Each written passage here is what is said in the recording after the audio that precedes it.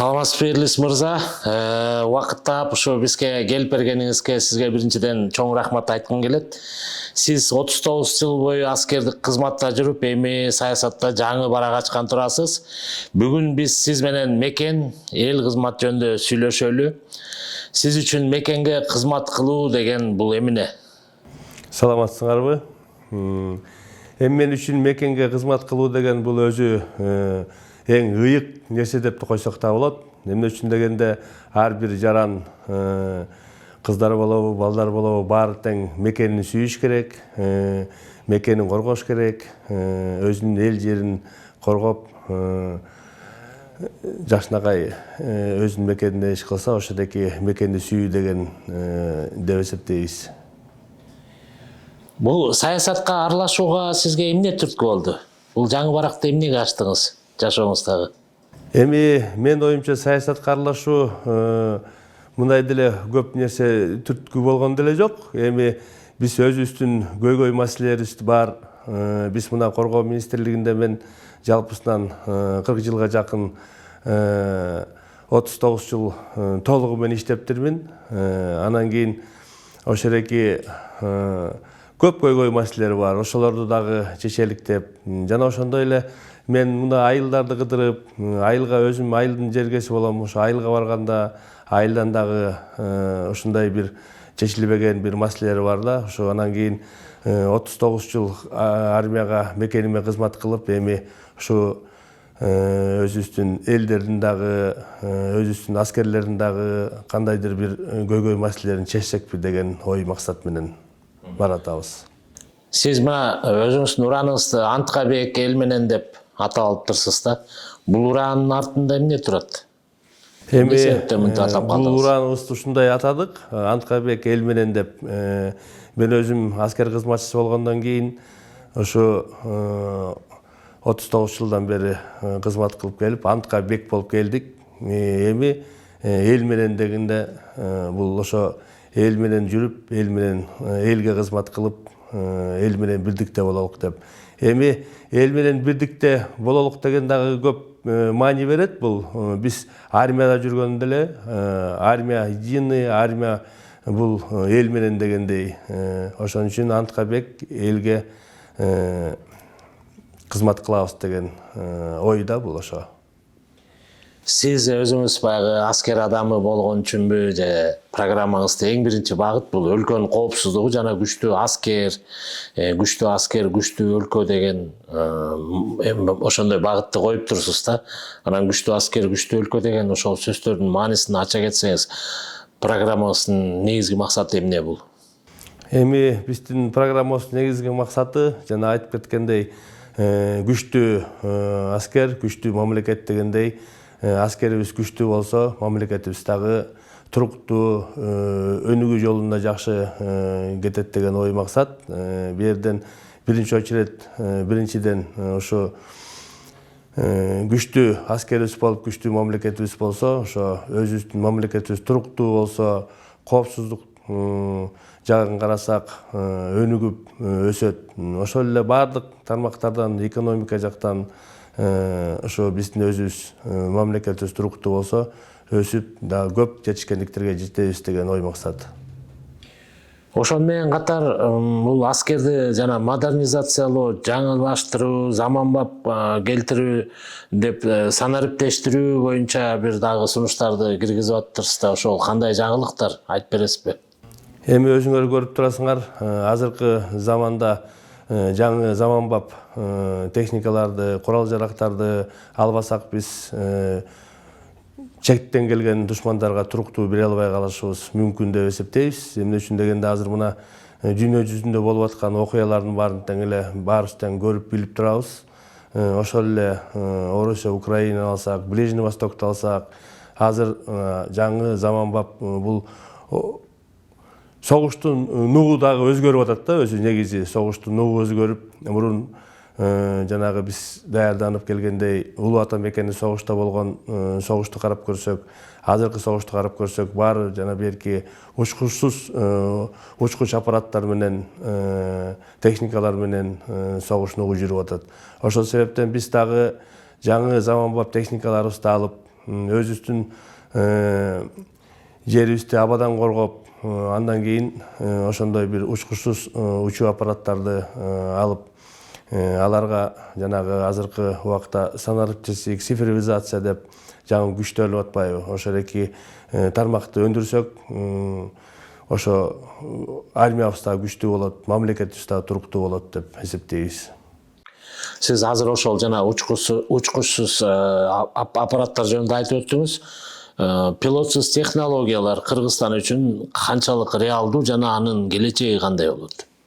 Эми бул Кыргызстанда эле эмес, дүйнө жүзүндө бардык эле ушул тармакты көздөй багыт алып кетип атышат. Биз алып көрсөк, Кыргызстанда бул реалдуу эле тармак. Эмне үчүн дегенде, азыр эле ошол эле мурдагы мына 5-10 жыл мурун жокто азыр безопасность город деп дагы баарын коюп атышпайбы? Ошол экинин баары тең азыр мына жаңы реалдуу болуп эле ишке киргизип жүрүп атат.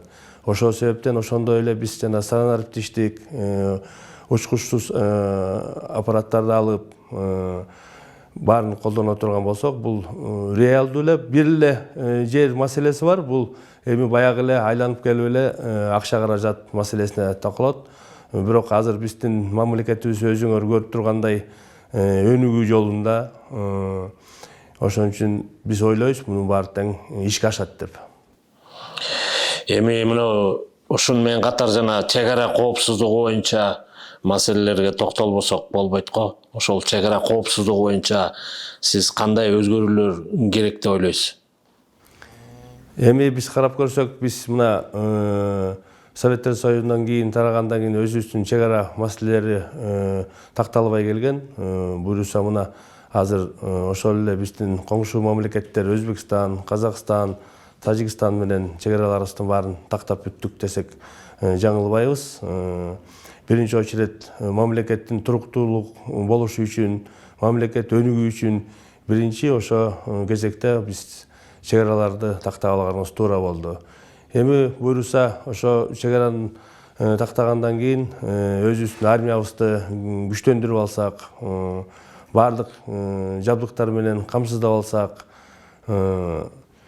биздин экономика дагы туруктуу өнүгүп өсөт деген мааниде. Сиздин дагы бир программаңыз бар экен, кызыктуу. Бул жанагы жаш муундарга байланыштуу, ошолор менен иштөөгө аябай чоң көңүл буруп атырсыз да. Анан ар бир мектепте ошо аскерге чейинки даярдоо классын киргизейин деп сунуш кылып атасыз. Бул абдан кызыктуу. Бул идея деги эле кандай пайда болду? Эми бул аскерге чейин даярдык сабактарын мурдагыдай эле Советтер Союзундагыдай эле мурун начальный военный подготовка деп койчубуз. Азыр ДПМ деп коебуз, допризывная подготовка молодежи. Кыргызча айтмакчы, бизде аскерге чейинки даярдык. Бул программаны мен өзүңөр билгендей, мурун коргоо министринин биринчи орун басары болуп жүргөндө эле бул сунуштарды берип, өзүбүздүн өкмөт тарабына алардын баарын айтып келгенбиз. Бул программа уже ишке жаңыдан кирип аткан. Эми Кудай буйруса, биз ошо кыргыз мамлекетибиздин өзүбүздүн жерибизде 2000ден ашык мектептер бар.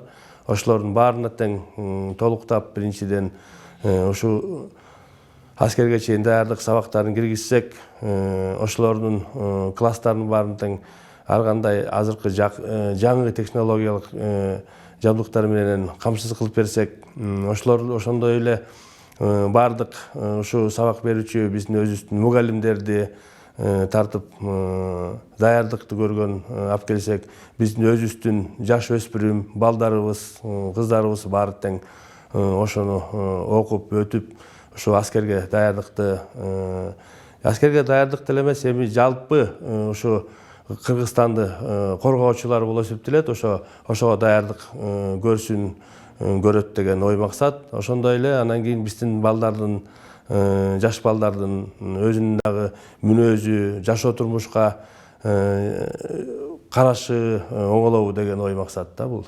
Жакшы. Азыркы жаштардын мындай абалына кандай баа берет элеңиз? Ошо сиздин жанагы сунуштап аткан демилгеге даярбы, жокпу? Эми айтып кетсек, биздин жаштар өздөрү баардыктан эле жакшы. Биздин жаштарыбыздын баардыктан өздөрүнүн мугалимдерин, ата-энесин угуп келген эле балдар. Бу жерден азыр мындай кеңири карап көрсөк, биздин жаштарыбыздын азыр бузулуп бараткан себеби бир жагы ошо баягы эле телефондон чыкпай эле ар кандай жаман нерселерди карап көрүп, ошолеки нерселерди кылбасын деген ой максаттан ушу сабактарды дагы күчөтүп бере турган болсок, ошо кандайдыр бир ошо телефондон жана башка нерселерден көп кызыкпай ушу сабакка кызыкса тартиптүү болобу, дагы өзүнүн мамлекетин сүйүп, өнүгүшүнө, туруктуулугуна келечекте жардам берет деген ойлор да. Бизде аскердик клубтарды уюштурса болот деп ойлойсузбу же болбойбу? Же эгерде болсо кандай анын келечеги? Кандай натыйжа берет деп ойлойсуз? Эми мектепте жана ушу техникум, жана башка эле ушу биздин өсүштүн балдар жарандарыбызга ушу ар бир райондордо аскердик патриоттук клубтарды уюштурсак дагы болот деп эсептейм. Бул дагы кандайдыр бир өзүбүздүн өспүрүмдөргө, балдарыбыздарга, инилерибизге жакшы бир сабак болот. Буларды уюштурууга дагы бир анча-мунча каражат керек. Конечно, ошолекилерди бир булактарын таап бере турган болсок, уюштурсак болот. Бизге ошол эле ар бир районго кое турган болсок, район менен дагы мындай соревнованияларды өткөрүп, илгери биз мектепте окуп жүргөндө ушундай патриоттук клубтар деле анча көп эмес болчу, бирок ошол эле до призывной подготовки молодежи дегенде, мурунку начальный военный подготовка дегенде бизди ошо балдар кыздардын баарын тең бир 2-3 күнгө зарница кылып алып чыгат эле. Мындай жашоо турмушка жаш өспүрүмдөр кызыкчу да. Азыр деле кызыгат баары тең мындай полигонго алып чыксаң, полиого алып чыксаң, өздөрүнүн дагы мындай жанагы ошол эле үй тиричилигин телефондон алаксып жүрүшөт. Эми мындан башка дагы өтө бир маанилүү дагы бир демилген көтөрүп атасыз да. Бул жанагы коргоочуларды коргойбуз деген биздин өзүнүн баягы кызматын мекенге берип келип, анан ардагерлик пенсияга чыккан ошо биздин күч структураларынын кызматкерлери коргоо боюнчачы. Буларды коргоо жана алардын үй бүлөлөрүнүн турмушун жакшыртуу үчүн сиз кандай өзгөртүү киргизиш керек деп ойлойсуз?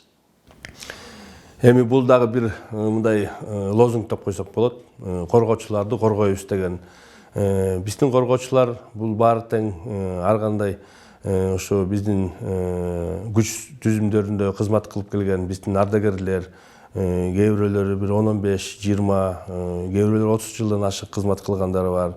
Баары тең ушу пенсияга чыккандан кийин пенсия майнасы аз болуп калат. Өзүнүн жашоо турмушуна жетпей калат. Ошол себептен биринчиден ушу биздин ардагерлерди баардыгын пенсияга чыккандардын баарын тең ушу пенсия акы маянасын көбөйтүп берсек туура болот деген ой. Эми үчүндөн алар тамак ичиш керек, үй тиричилигин кылыш керек. Эми алардын баары тең мындай улгайып калган, возрастка келген адамдар анча-мынча оору сыркы болуп калат. Ошол эле дары-дармек алганга акча каражат жетиш керек да. Ошо пенсия алып аткан маянасы ошолорго жетиш керек. Минимум потребность менен. Сиз азыр ошол пенсия боюнча айтып өттүңүз, анан булардын көбүнчө баягы дээрлик көп бөлүгүндө ошол турак жай маселеси да өтө мындай курч турат да. Ошол боюнча жанагы жеңилдиктерди киргизүү кантип чечилиш керек деп ойлойсуз? Эми бу жерде азыр так токтолуп кетсек, ошол эле биздин пенсионерлердин бир кандай пайызы уже үй турак жай менен камсыз болгон. Эми кээ бирөөлөр дагы үй турак жай менен камсыз боло элек. Алар бизде азыр очередте турушат. Кудай буюрса, мына азыр ипотека жакшы развитие болуп, жакшы жол жүрүп атат. Алардын баарына тең дагы ушу мамлекет түз карайт деген ой максаттабыз. Ошол эле биз ушу жогорку кеңешке депутаттыкка өтүп барып кала турган болсок, ошону дагы талап кылып бардык пенсионерлерге келечекте үй менен камсыз болот деген ойдобуз. Ошолордун баарын тең биринчи очередь биздин ардагерлерди, пенсияга чыккан адамдарыбызды, агаларыбызды сыйлап, ошолорду жанагы айтып кеткендей пенсия акы-маянасын, үй менен камсыз кылбасак, бизге келечекте күч түзүмдөрүнө биздин жарандар барбай койушу да мүмкүн да. Сиз азыр ардагерлерди, пенсионерлерди колдоо боюнча айтып өттүңүз. Анан азыркы кызмат өтөп аткан биздин ошол аскер кызматкерлерин деги эле аскердин кадыр баркын коомдо кантип көтөрөбүз деген суроо бар да, ошону кандай деп жооп берет элеңиз? Эми бу жерде аскер кызматкерлеринин баарын тең кадыр баркын көтөрүү, бул ошол эле жанагы айтып кеткендей аскерге чейинки даярдык сабактарды күчөтүш керек. Биздин жарандарыбыздын баары тең өзүнүн аскердик сезимин сезип, элимди, жеримди коргоп атам деп кандайдыр мындай өзүндөй ичинде сезим болуш керек. Ошол эле учурда бизде мына азыр Баткен окуясына токтолуп кетсек дагы, Баткенде канча гана биздин жигиттердин баары тең өзүнүн мындай эрдигин көрсөтүштү. Кээ бирөөлөрү турмушка ылайык, шартка ылайык каза болуп калгандар да бар. Ошолордун эстеликтерин коюп, ар бир школго ысым наамдарын берип, андан тышкары биздин мына Советтер Союзунда болгондагы жаңжалаңдар Афганистанга барып согушуп келген биздин ардагерлер бар. Ошолордун аттарын, мектептердин аттарын, же болбосо көчөлөрдүн аттарын берсек, ошо биздин жаш балдар дагы, жаш өспүрүмдөр дагы ошолорду сезип, өзүнүн дагы ой максатын өзгөртүп, жакшы жолго барып, аскердин кадыры баркын билишет го дейбиз да. Сиз 25 округ боюнча талапкер болуп атасыз. Анан ошол 25 округда эң курч көйгөйлөр кайсылар деп ойлойсуз? Жана парламент аркылуу алардын чечүү механизми кандай болот? Эми 25 округ бул Усугата району. Мен өзүм ушу Усугата районунун тургуну болом. Ошол жактан туулуп өсүп, ошо Ак Тилек деген мектепте мурун 1-май деп койчубуз, азыр село интернациональный, Боз Бармак айылында туулуп өсүп, ошол жерде чоңоюп, 10 жыл ошол жерде мектепте окуп, анан аскер кызматкерине кеткем. Эми ал ар бир айылда болгон эле көйгөй маселелер айылдарда көп. Бул эле ошол эле айтып келсек, таза суу маселеси, свет маселеси, жол маселеси, ошо негизи айылдын маселелери, көйгөй маселелер ушуларда. Эми булардын баарын тең өкмөт тарабында программага киргизип, развитие населенных пунктов деген, развитие сел деген программалар бар. Ошолордун баарын тең биз буйруп ушу жогорку кеңешке депутаттыкка өтүп кете турган болсок, өкмөт менен тыгыз иштеп, ошолордон талап кылып, элге жеткирип, ошол эле таза суу, жол жана башка маселелердин баарын тең чечебиз деп ойлойбуз. Эл менен байланышты кантип түзөсүз? Өзүңүздүн баягы ошол округдагы шайлоочулар менен деги эле сиз социалдык тармактарды колдоносузбу? Түйүндөрдү, мисалы Facebook, Instagram, Telegram деген бар, WhatsApp деген бар, ошолорду колдоносузбу? Эми буйруса элдер менен мезгил талабына ылайык азыр башкача болуп калбадыбы? Эми буйруса азыркы мезгил талабы ошол эле Facebook, Instagram жана башка соц тармактардагы болгон эмелер менен колдонобуз. Алар бардык жарандардын баары тең биздин өзүбүздүн ошо кандайдыр бир өзүбүздүн сайттарга өзүнүн көйгөй маселелерин жөнөтөт.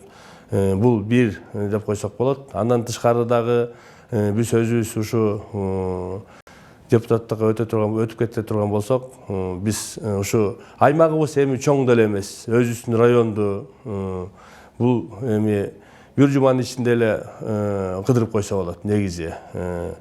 көйгөй маселелерин карап, жаран элдерге айтып, мен мына баратам, көйгөй маселелери кандай, кайерден жолугалык, кайерге баралык деп. Негизи ушу эл өкүлдөрү, депутаттары тез аймакка барып, элден кабар алып турса жакшы болот деген ой максатта. Эми биз өзүбүз Кант району, Тысык районунда ушул жерде жакын элебиз. Эми элге жакын, өзүм деле ошол жерде тургунумун. Тез эле жолугуп турабыз деген ой. Жакшы. Депутат элге канчалык жакын болуш керек деп ойлойсуз? Эми элдер билесиңер да, көп нерселерди айтат. Мына биз шайлап койдук эле, биз колдоп койдук эле, анан кийин 5 жылга жоголуп кетти. Ошол ойдон аны көргөн жокпуз. Жолугалык деп телефон чалсак албайт деген дагы көп сөздөр болуп атпайбы? Эми ойлойбуз, ушу биз депутат өзү элдин депутаты болгондон кийин элге жакын болуш керек. Ар дайым ошол эле телефону убакыт болбой калса, кайра кандайдыр бир көйгөй маселелер боюнча или кандай суроолор болот да, ошолорго жооп берип, Facebook аркылуу болобу, Instagram аркылуу болобу, же мындай түстөн түз телефон чалыш менен болобу. Анан кийин жергиликтүү элдин бир ушундай чоң көйгөйлүү болуп кетсе, обязательно барып, сүйлөшүп, көрүп, өз көзү менен чечкенге аракет кылса, ошо менен тыгыз байланышта болсо жакшы болот деп ойлойбуз да. Эми Кудай буюрса биз депутаттыкка өтүп кетсек, жана айтып кеткендей эле, өзүбүз ушу өзүбүздүн Ысык районунан алыс деле жашабайбыз. Ушу Бишкекте туруп, суббота воскресенье болобу, жанагы башка бир выходной күндөр болобу, барып кыдырып айтып деп турса болот да. Жакшы. Сиз мына дагы сиз көтөргөн маселелердин бири өтө бир өзүнүн орду бар, орчундуу деп айтсак болот да. Ошо кыргыз тилин өнүктүрүү боюнча дагы азыр сиз акысыз тил курстарын киргизем деп демилгелеп атасыз. Ошол туура реалдуу кадам деп ойлойсузбу? Эми өзүңөр билгендей, биздин мамлекетибиз, Кыргызстаныбыз мындай көп улуттуу мамлекет, многонациональный. Анан кээ бирөөлөрү ушу кыргыз тилине умтулуп атат да, окуйлук, ушуну үйрөнөлүк, билелик деп. Өзүңөр билгендей, ушу мамлекетибиз тарабынан дагы кыргыз тилди өнүктүрүү программасы бар. Анан эми көп кишилер ушу окуйын десе, өздөрүнүн бир кандайдыр бир шарты болбой жатат да. Ошо шарттарды түзсө болот. Түзсө болуп, баардык окуйм дегендердин баарын окутса болот. Ошол эле мугалимдерди тартып, ошол эле мектептерде жана башка бир мындай учебный заведенияларда ошолорду топтоп окутуп кыргыз тилин үйрөтсө болот. Үйрөнүм деген биздин жарандар көп кыргыз тилин билбеген. Даже жада калса, кээ бир ушу шаарда чоңоюп калган биздин кыргыз балдар деле ошо кыргыз тилин билбейт. Бирок үйрөнөбүз деген аракеттери көп. Ошого мектептерде бир даже мурдагыдай вечерний окуу деп койсок да болот, кечки сабак. Или бир кандайдыр бир ушу эс алуу күндөрү деле окутса, өзүнө бир 3 айлык болобу, 6 айлык болобу, 1 жылдык болобу программалар түзүп окутса, биздин жарандар Кыргызстанда жашап атканда, кыргыздар менен аралашып, кыргызча сүйлөшүп жүргөндөн кийин бат эле үйрөнүп кетет деген ой максат. Аларды дагы ишке ашырабыз, Кудай буюрса. Сиз жана мугалимдерди тартуу керек деп айтып өттүңүз. Ошол мугалимдерди кандай колдошубуз керек, кантип колдош керек? Эми мен ойлоп атам, ушу мугалимдер дагы өздөрүнүн сабак бергенине карата айлык майын алат да. Эми бул дополнительный окуу болуп калабы, же болбосо ушу госпрограммага киргизип эле өзүбүздүн ушул сабактарына дагы айлык майына төлөп берсек, бул түздөн түз бир ушу суроолордун баарын тең чечүү болуп эсептелет да. Мен ойлойм ушу кечки сабактарды дагы мамлекеттин деңгээлинде баарын уюштуруп койсок, мугалимдер келип сабак бере турган мугалимдерибиз дагы көп, аз эмес.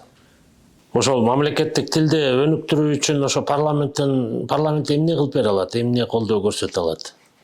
Эми Эгер Кудай буйруп, мына сиз барып калсаңыз депутат болупчу.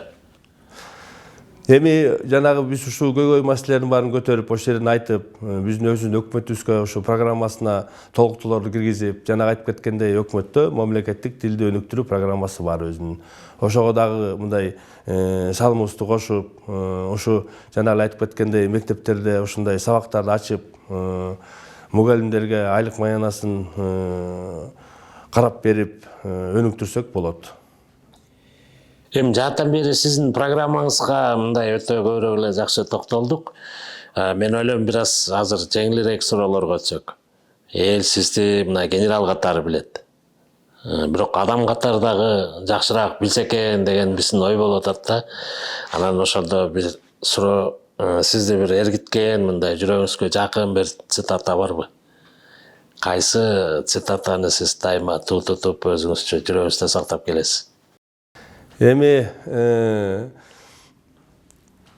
мени элдер ушу военный катары деле эмес, эми Кыргызстандын жараны катары мындай деле баары тең эле көбүнчөсү билишет. Мен армияда жүргөндө ошол эле жанагы элдер менен аралашып деле жүрдүк да, жана айтып кеткендей элдердин айылдагы турмуштары кандай, көйгөйлөрү кандай, анын баары тең эле билебиз.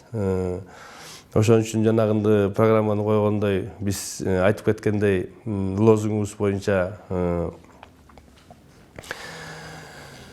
ушу эл менен биз деген максатта да. Эми ар жаран, ар бир военный болобу, башка болобу, депутат болобу, алар эл менен жүрүш керек да. Негизи Кыргыз мамлекетинде жашаган биздин жарандардын баары тең бир мамиле менен кызмат кылып, бир өнүгүү жолунда жүрүш керек деген ой максат. Ошон үчүн жана айтып кетпедикпи, антка бек, эл менен деп. Жакшы. Сизге жашоодо эмне мотивация берет? Эми жашоодо бизде мотивация, биз мына чет мамлекеттерге барып келип атабыз, Европага барып келдик жумуш боюнча. Алардын дагы кандайдыр бир жетишкендиктерин көрүп суктанган күндөр дагы бар. Ошол себептен биздин өзүбүздүн мамлекетибиз дагы ошондой болуп өнүксө, алдыңкы өлкөлөрдүн бири болсо деген ой. Кудайга шүгүр, эми азыр мына 3-4 жылдан бери элдин баары тең эле көрүп билип атат, мамлекетибиз өнүгүү жолунда. Ошол эле мындай айтмакчы, мектептер, детсадтар, жолдор баары тең салынып, бул өзү жакшы көрүнүш да негизи. Эми мамлекетибиз туруктуу болсо, армиябыз күчтүү болсо, эл коопсуздуктагы көчөдө басып жүрсө, бул жакшы да өзү негизи. Эң жашооңуздагы эң оор, бирок баалуу сабак кайсы болду? Эми биздин жашообузда эң оор, баалуу сабактарыбыз, биз аскер кызматкери болгондон кийин ошол эле жана токтолуп кеткендей, кээ бирлерде бир уруш талаштар чыгып кетет, жаңжалаң болот, көйгөй маселелер ошолор. Мен өзүм ошо аскер кызматкери болгондо мен Закавказский военный округда кызмат кылгам. Армения менен Азербайжан чек арасында. Ошол жакта анда аларда дагы өзүңөр билгендей уруш болгон, ошол жерде жүргөн, үйдү көрбөйсүң, балдарды көрбөйсүң, талаалап жүрөсүң, 1 ай, 2 ай, 3 ай дегендей. Ошо оор көйгөйлүү маселелер ошондойлор болот. Бу жерден өзүбүздүн мамлекетибизди алып кетсек деле, мына Баткен окуялар канча болду. Кудайга шүгүр, азыр баары тең туруктуу болуп калды.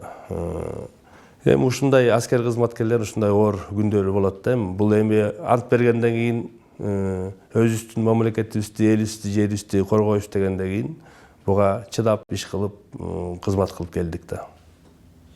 Өзүңүз мына жаңы эле айтып өттүңүз, Кара Тоолуу Карабак окуясында кызмат кылып ошол тынчтыкты орнотуу миссиясын аткарып жүрүптүрсүз. Андан кийин ушул Баткен коогалаң учурунда дагы өзүңүз алдыңкы катарда жоокерлерди башкарып, жетектеп бир чоң ийгиликтерди жаратып ушундай бир мекенди коргодуңуз. Анан чыр чатактын үстүндө жүрдүңүз дегендейчи, анан согуш.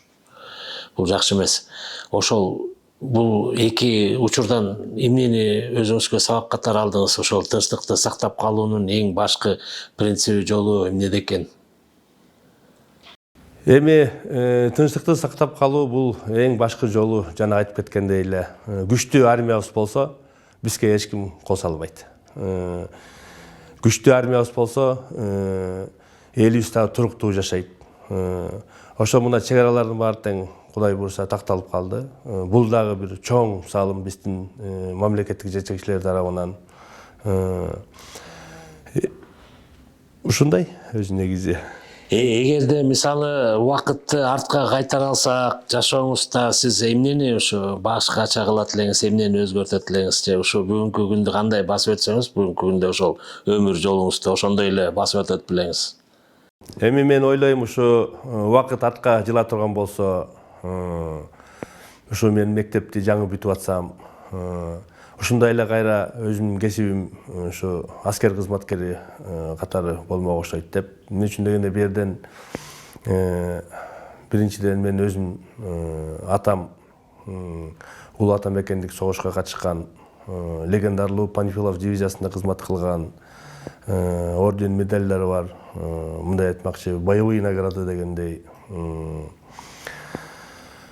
Ошо бир түрткү болду. Андан тышкары мен өзүмдүн бир тууган агам 1982-жылы Ооган согушунда каза болгон. Ошолор түрткү берди го дейм да. Ошолор түрткү берип, мен өзүм ушу аскер кызматкерин тандап, Алматадагы жогорку окуу жайын бүтүп, кызмат кылып келдим. Ушу мен аскер кызматкери болгонума өкүнбөйм. Кудай буйруп, мына 39 жыл кызмат кылдым. Генералдык наамга чейин жеттик. Мамлекетибиз туруктуу, үй бүлөбүз туруктуу десек жаңылбайбыз да. Мен өзүмдүн келинчегим, балдарым дагы ушу аскер кызматкери болгонуна сүйүнүшөт десек да болот. Эми ошону улай сурайын деп атам да. Үй бүлөңүз жана сиз аскери адам болгондон кийин башкарып көрүп калгансыз да, жоокерлерди катарга тизип команда берип дегендей. Анан үйдө кандай, ошону бир катуу кабыл алышпайбы, кандай кабыл алышат алар?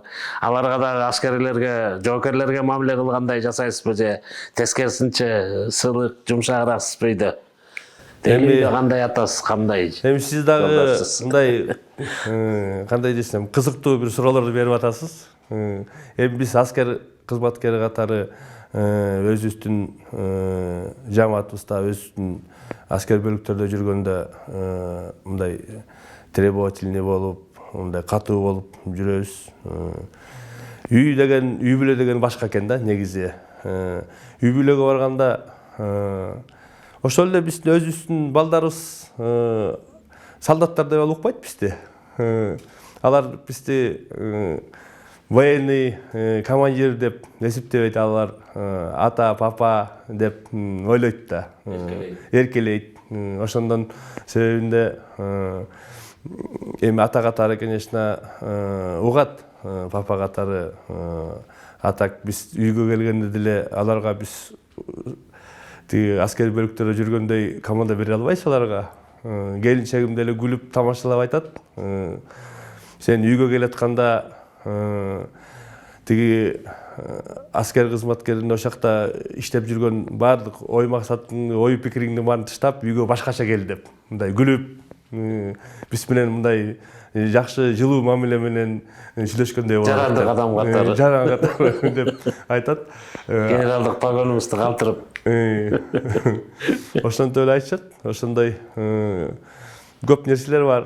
Эми кээ бирде мындай катуу айтып коесуң, таарынып калышат. ошо биз катуу айтпаганга аракет кылабыз. Эми бул үй бүлө деген башка. үй бүлөгө башка мамиле кылыш керек экен да. Жумуш деген жумуш, үй бүлө деген үй бүлө. Айылда аксакалдар менен башка мамиле, достор менен башка мамиле. Эми адамдар ар кандай да.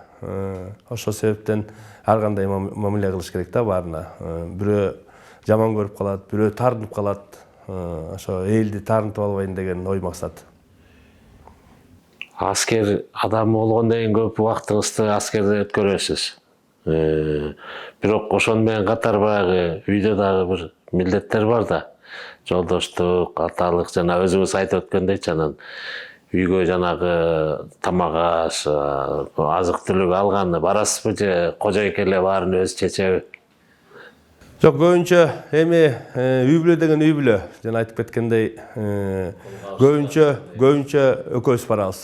Экөөбүз магазинге кирип, кеңешип, эмне кандай продукт алыш керек, эмне кылыш керек деген көп эле убакыттар өтөт. Анан кийин ушу бош убакыттарда үй бүлөгө көңүл буруу, кандайдыр бир мындай бош убакыт болуп калса, бир природага чыгып, бир паркка чыгып, жана башка мындай эс алуу жайларга чыгып келгенге аракет кылабыз. Тилекке каршы андай күндөр аз болуп калып атат да. Эмне үчүн дегенде биз аскер кызматкери болгондон кийин кээ бирде дем алыш күндөрдө иштеп калабыз, убакыт болбой калат. Бизде убакыт болсо, аларда убакыт жок. Келинчегибиздин бир кандай жумуштары чыгып калат, же балдар мектепте болуп калат.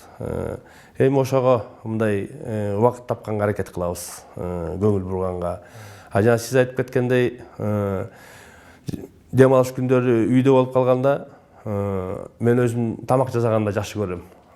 Анан кийин эртең менен туруп алып, балдар уктап атат, кухняга барып алып, ошо кандайдыр бир тамактарды жасап, алар ойгонгочо жасап коем. Кайсы тамак жакшы жасайсыз? Эми тамактардын баарын эле жасайм, камыр жууругандан башка. Мисалы, ошол эле плов жасайбыз, беш бармак жасайбыз. Бирок беш бармакты азыр өзүңөр билесиңер, камыр жууруп жайбай эле магазинде даяр барды турат да. Ошондон салып эле жасап коебуз. Камырды эмнеге жуурубайсыз? Камыр эркектин жумушу эмес деп ойлойсузбу? Камыр жууруган же жууруганды билбейсизби? Жок, билбейм. Жууруганды билбейм. Жууруп көргөн эмесмин.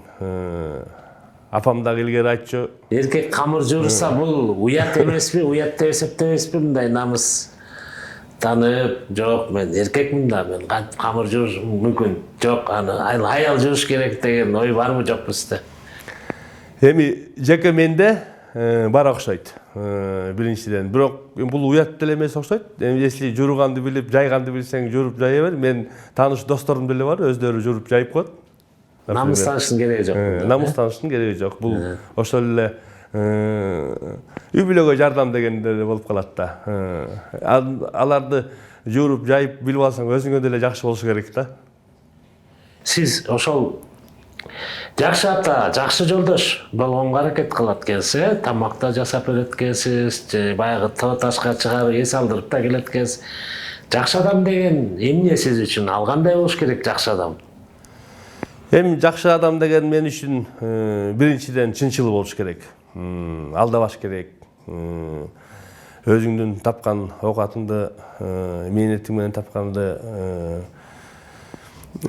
ошону жумшап, эми негизи биринчиден ошо честный, чынчыл болуш керек го. Адамды алдабай. Мен өзүм негизи алдаган жаман көрөм. Өзүм мүнөзүм ушундай. Анан кээ бир кишилерге алданып калам, ошентип өзүм ишенип. Ушундайлар бар. Жарайт. Сиз жүрөгүңүз ырбасызбы негизи? Жүрөгүңүзгө кандай ырлар жагат? Эми чынын айтканда, биз жанагы советтердин доорунда өсүп калып, ошо көбүнчө биздики жанагы хит 80-х деп коет го. Ошо ырларды угуп калып, ошолор жагат. Көбүнчө орус ырлары. Кийин эми өзүбүз мамлекет түзгөндөн кийин Лекчини атай кете аласызбы? Өзүңүзгө Кыргызстан жактырып аткан. Кыргызстан өзүбүздүн эгеминдүүлүк түзгөндөн бери мына көбүнчө кыргыз ырлары чыгып атат. Алар дагы жагат. Бирок мен өзүм ырдабайм. Айтып коет го, у тебя голос нет дейт. Ким айтты? Өзүңүз ошентип чечтиңизби же бирөө айттыбы? Өзүбүз деле чечтик, айткандар да болду. Балким сиз ырдабай жүргөнүңүз. Мен өзүм ырдабайм, негизи ырдабайм. Чын эле айтып коеюн. Бирок аспапта ойнойсузбу? Музыкалык аспапта кайсы? Музыкалык аспаптарда ойнобойбуз. Жарайт. Балалыгыңыздан бери мындай эстеп жүргөн бир жылуу окуя барбы?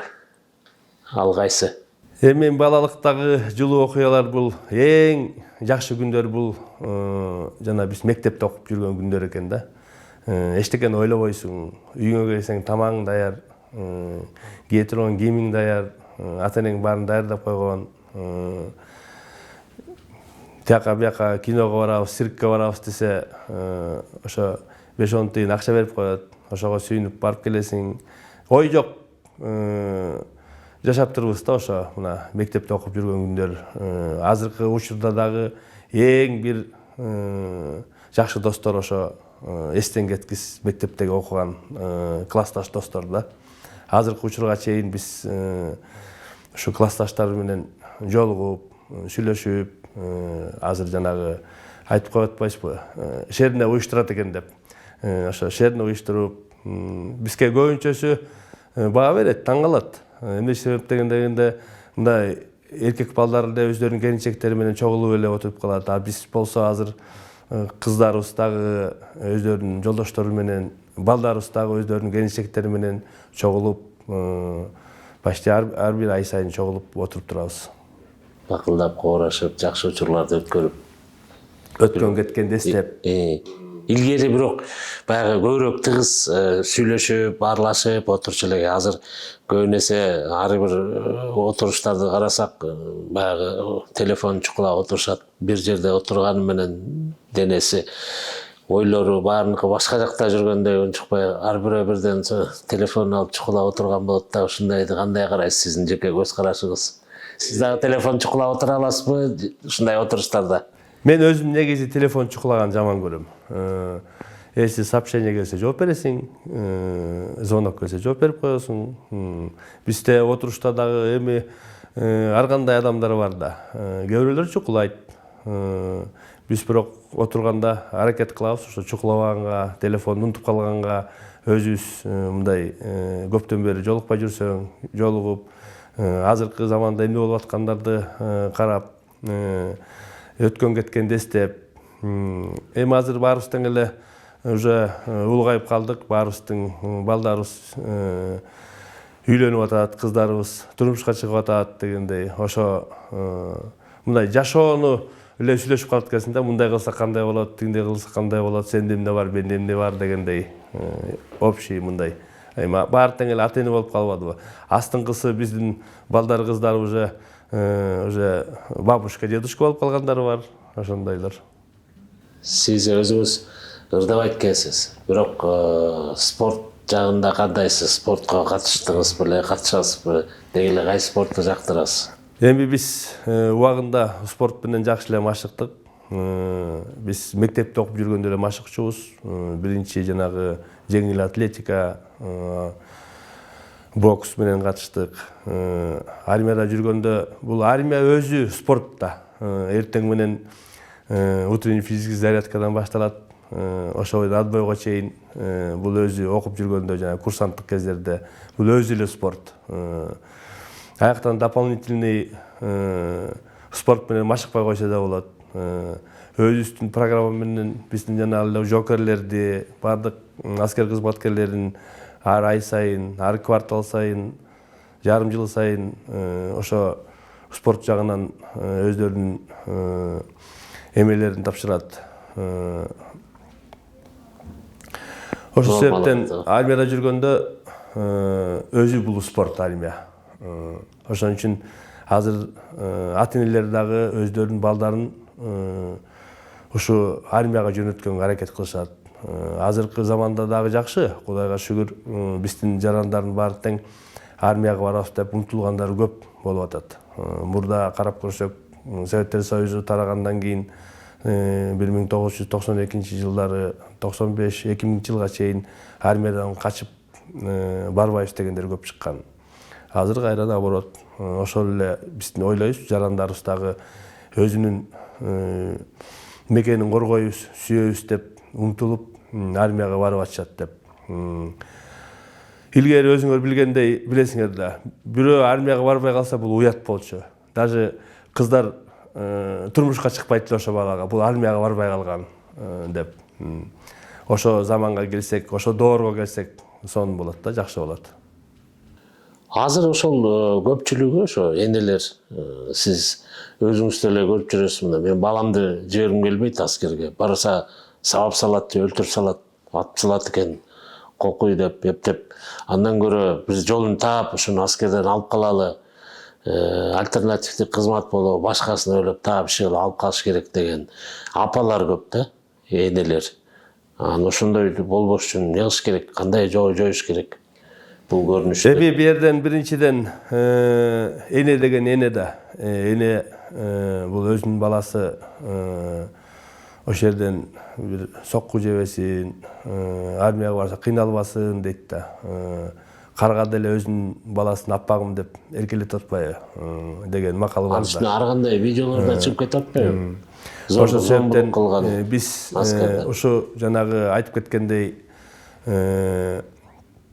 аскерге чейин даярдык сабактарын ачышыбыз керек. Ошону жогорулатып, ошонун бардык жабдыктары менен камсыз кылып берип, бул уже 50%, 100% болбосо дагы бир кандайдыр бир 10-15% уже аскер эмне экенин билип калышат. Аскерге барганда биринчиден жана коопсуздук деп атпайбызбы? Ошо солдаттар жанагы дедовщина болбосун деп, бири-бирин урбасын деп, аскерге барганда ошолорду жакшынакай тарбиялап, көзөмөлгө алып. Азыр ошо дедовщина деген мурдагыдай жок, азыр уже жоюлуп баратат. Муну до конца жойсо болот. Ошол эле ар бир аскер бөлүктө отдельный призыв кылып, чакырып комплектование кылса болот да. Эми ата-энелерге кайрылып кетсек, ата-энелери коркпош керек. Ата-энелери өздөрүнүн балдарынын баарын тең өзүнүн элин, жерин коргогонго үйрөтүш керек. Бирок айтып кетет элем ушу ата-энелерге, аскерге барып келген биздин балдарыбыз, инилерибиз мындай өзүнө тың болуп, жашоого уже көз карашы түз болуп келишет, аскерге барып келген балдар. Ошон үчүн бардык өзүбүздүн балдарыбызды, инилерибизди аскерден коркпой, ошол жака чакырат элем. Кызмат кылып келип, жашоо турмушка түз көз караш менен карап баскандай кылып. Эгерде мындай бир сизде мүмкүнчүлүк болсо, бир өзүңүз каалаган бир кумир туткан, балким сиз эметип жүргөн симпатияңыз бар бир белгилүү адам болобу, ушундай бир адам менен бир күн убактыңызды өткөрө ала турган болсоңуз, ал ким болмок? Жана кантип өткөрөт элеңиз? Эми андай адамдар бир десек жаңылабыз. Андай адамдар, белгилүү адамдар көп Кыргызстанда. Алар менен маектешип отуруш өзүнчө бир рахат. Ошол себептен азыр бул адам или бул адам деп да айтпай эле коеюн. Биз көбүнчө эле адамдардын кумири болуп жүрөбүз. Анан кийин мындай айтмакчы, бирөөнү айтсаң бирөө таарынып калышы мүмкүн. Андай адамдар көп. Балким көз өтүп кеткен адамдар, белгилүү, атактуу. Мисалы, Карл Маркс деп коелу. Ушу сыяктуу. Же Майкл Джексон деп айталы. Симекул Чокморов деп айталы. Ким болмок? Ошол эле сиз айткандай мына өзүбүздүн эле атактуу адамдарыбыз, ошол эле Симекул Чокморов десек да болот. Өзүбүздүн жерибизден, өзүбүздүн элибизден канча гана элерге таандык болду. алыс кетпей айтып койсок деле болот. Чыңгыз Айтматовду айтып кетсек болот. Канча деген китептери, канча деген публистикалардын баарын жазып чыгарып. Чыңгыз Айтматов тирүү болгондо бүгүн сиз аны менен жолуксаңыз, ушул жерде отурсаңыз, кайсы суроон берет элеңиз ал кишиге? Чыңгыз Айтматов тирүү болсо, биз армияда жүрсөк, ошо баягы эле армиянын көз карашына түз болуп, бир армия жөнүндө дагы бир ушу аскерлер жөнүндө дагы бир китеп жазса, чыгарма жазсабы деп суроо бермекмин да. Бул ал киши убагында бербей калса керек, ушу военный адамдарчы. Ошо именно военный тармакты жазган эмес. Жазгандары бар, ошол эле Жамиля деле жана согуштан келгендер, анан кийин тылда кандай кызмат кылгандар боюнча жазылып кетип атпайбы. Анын кинолору дагы бар. Эми Чыңгыз Айтматовго биз сыймыктансак болот. Кыргыз элибизди ушу дүйнө жүзүндөгү мамлекеттердин баарына өзүнүн чыгармалары менен тааныштырды да. Эми сөз акырында сиз ошо парламентке баратасыз. Парламентке баратып, ошол элдерди акыркы жылдары бул эле чакырылышта эмес, акыркы ага чейинки бир 2-3 чакырылышты элдер көп нерсе сын пикир көп айтылып жүрөт. Ошо аброй дагы түшүп кетти деген ойлор бар тилекке каршы. Ошонун бир аброюн жакшыртуу боюнча сиз эмне кандай элестетесиз, эмне керек деп ойлойсуз? Ошо парламенттин аброюн, ишин жакшыртуу үчүн эмне керек деп ойлойсуз? Эми парламенттин аброюн жакшыртуу боюнча эми биринчи Кудай буйрса ошол жака жетелик, анан кийин дагы көрөбүз. Эми парламенттин бул депутаттардын эл өкүлү болгондуктан аброю эл менен тыгыз мамиле менен иштешсе эле жакшы болобу деген ой. Бул өзү депутаттар негизи элдер менен иштеп, элдердин көйгөйлүн карап, анан кийин кандайдыр бир ушу мамлекетибиз оңолсун, түз жолго кирсин деген мыйзамдарды чыгарып бериш керек деп эсептейбиз. Өзү негизи биздин парламентарлардын баары тең чынчыл болуп, өз жүрөгүнөн чыккан ой пикирин айтып, иш кылса оңолот да. Сиз азыр мына акылыңыздагы, күчүңүздагы баардыгы толуп турган курактасыз.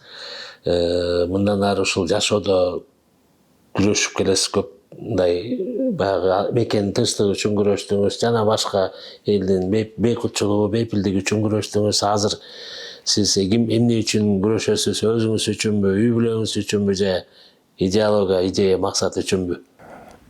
Эми биз мына 40 жылга жакын аскер кызматкери болуп келдик. Так айтканда 39 толук жыл болуптур. Ушу мамлекетибиздин коопсуздугун карап, ошол жака чоң салымыбызды коштук. Эми азыр болсо мамлекетибиздин өнүгүү жолунда ушул ойдон токтобой дагы алдыңкы бир дүйнө жүзүндө мамлекеттердей болуп өнүксөк деген ой максат. Өзүбүздүн кызыкчылыкты үй бүлө жака деп суроо берип атасыңар. Эми үй бүлөбүз Кудайга шүгүр туруктуу эле, жашаган үйүбүз бар. Балдарыбыз мектепте окуп атат, жей турган тамагыбыз бар. Эми аларга да көңүл буруш керек. Эми биз өзүбүз ушу парламентке кетип баратканга себеп өзүбүздүн элибизди, жерибизди мындай турукчулукта, жакшылыкта жашасын деген ой максат. Ошол жака көп көңүл бурат окшойбуз. Эми биз кече эле көчөдөн келген жокпуз.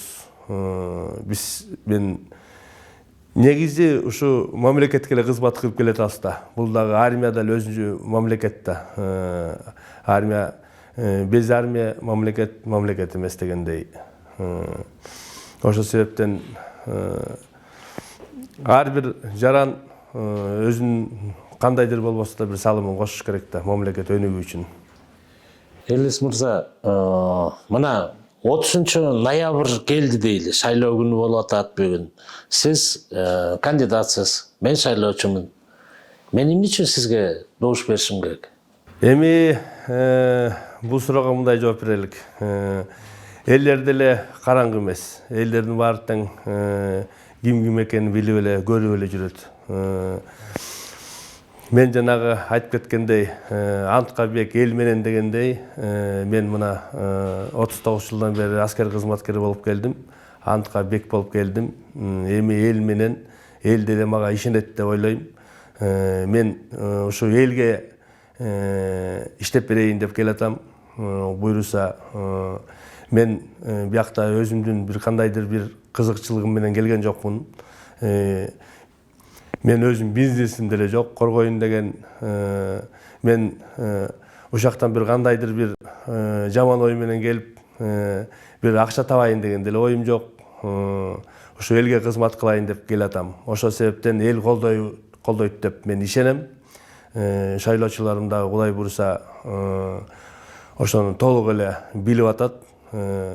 Буга чейин дагы мурда жанагы партийный деп коебуз, ошондой списоктор менен өтүп келгенде элдин, коомчулуктун арасында дагы көп мындай сөздөр болуп атпайбы? Биз ушуну шайладык эле, бизди караган жок, көргөн жок. Биз ал кишини телевизордон эле көрбөсөк, мындай өңүн деле билбейбиз, көргөн жокпуз, биз менен келип учурашканда жок деп айтып атат. Эми мен өзүм элимен, өзүм жеримен чыгып атам. Буйруса, эми баарын тең тааныйм деп айтпайм. Эми Кудай буйруса барбаган айылдарга да барып таанышабыз. Ошолордун көйгөй маселелерин чечкенге аракет кылабыз. Эми жанагыдай айтып кеткендей, антка бек болуп келдик. Эми эл менен мына аскер кызматкери болуп, өзүбүздүн антыбызга туруктуу туруп келдик.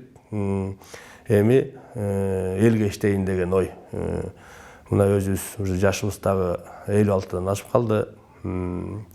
Аскер кызматкериндеги көбүнчө ушу должносттордун баарын өттүк. Анда деле элге кызмат кылып келдик. Бул армия деле эл да. Ошон үчүн айтып коет, армия эл менен бирдикте деп. Ошол эле биздин элдер, ошол эле биздин жарандар, балдарыбыз келип кызмат кылып атышпайбы? Эми мен азыр сизге шайлоочу катары суроо бердим. Эми сиз кандидат катары суроо бербесеңиз дагы бизге шайлоочуларга кандай сөздөрдү айтасыз? Эмне дегениңиз бар? Эми биздин шайлоочуларга жалпы баардык ушу Кыргызстанда азыркы жогорку кеңешке талапкерлердин баарына шайлап аткан шайлоочуларга биринчиден каалап кетерим ден соолук, иштеп аткан иштеринде ийгилик, үй бүлө менен туруктуулук, жакшынакай жашоолорду жашасын, өмүрлүү болушсын. Анан кийин ушу биздин шайлоочулар өздөрүнүн кандидаттарын баарын тең тамдап, баалап, билип, окуп, көрүп, жакшы бир жыйынтык чыгарып, ошо татыктуу кандидаттарга өздөрүнүн добушун берет деп ойлойм. Мурдатан эми калп айтканда эмне? Кандидаттардын баары жана партийный система менен келатканда элге акча таратып, 500 сомдон, 1000 сомдон, андан көп таратчу экен. Эл айтып кетермин, улуу урматтуу кыргыз элим, мына шайлоо келатат. Акчага сатылбай, мамлекетибизди ошо 1000 сомго сатпай, жакшынакай ойлонуп добуш берелик деген ой. Ошолорду каалап кетет элем. Андан кийин өзүбүздүн мамлекетибиз өзүбүздүн колубузда дегендей, жалпы ушу мамлекетибиздин жарандарын баары тең өздөрүнүн ой максатын түз коюп, шайлоого барып, өзүнүн кандидаттарын шайлап берсе, жакшы туруктуу мамлекет болот деп ойлойбуз. Эми өнүгүп келаткан мамлекеттердин бири болсо, бул жаман эмес, жакшы да. Рахмат сизге ошо бүгүн келип биз менен ошо убактыңызды бөлүп, ошо өзүңүздүн баягы ой тилегиңизди бөлүшкөнүңүзгө биз дагы ошол биздин маекти жыйынтыктап жатып, сизге ошол чыгармачыл топтун атынан ак жол каалайбыз. Ылайым ошол койгон тилегиңизге жетип, үмүтүңүз акталып, элдин керегине жарап бериңиз. Анан Кудай буйруса кийинки маекти ошол жерде кандидат катары эмес, сиз менен депутат катары маектешип, ошол элдин көйгөйүн жана башка нерселерди чечели, макулдашалы, сүйлөшөлү. Рахмат. Силерге да чоң рахмат. Бар болгула, аман болгула. Кыргызстан эли өнүгө берсин, өсө берсин. Эрлис Тердикбаев, Анткабек эл менен.